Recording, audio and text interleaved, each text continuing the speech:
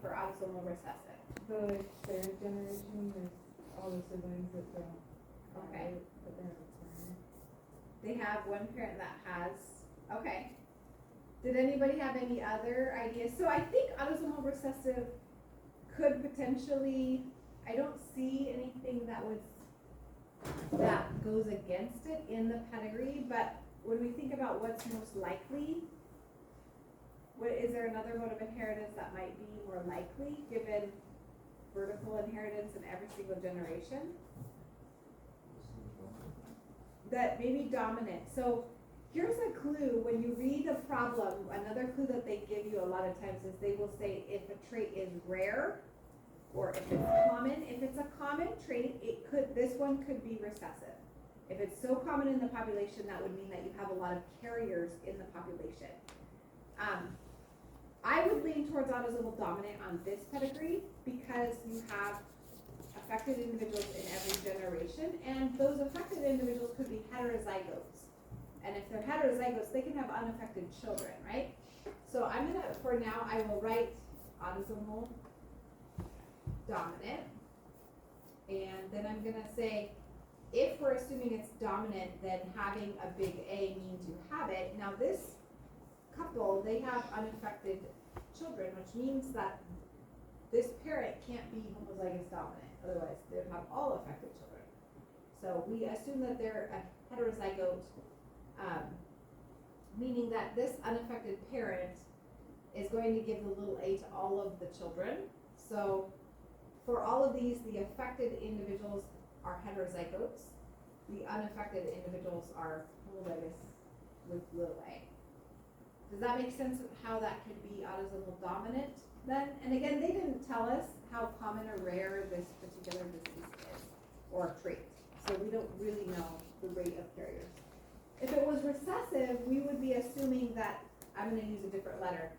We would be assuming that the affected individuals have the lowercase alleles, and that would have to mean that in order for them to have children affected, they would have to marry or have kids with a carrier.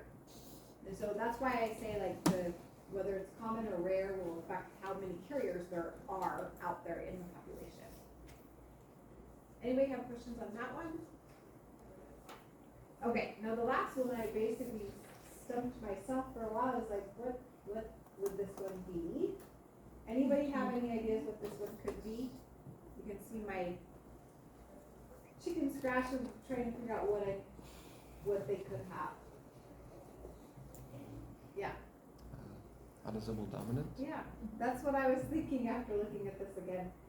So, I mean, when we look at it, at first, well, there are males, but we see male to male transmission, so that kind of tells us maybe not X is recessive. There is no skipping of generations, so that doesn't go against autosomal dominant.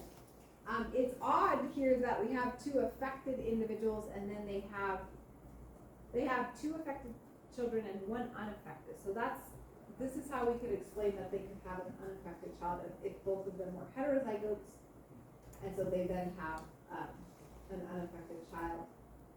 But anyway, and then the rest of it is consistent. So, did anybody have any other ideas or that you wanted to add? Yeah. Okay, so that's what that one probably is.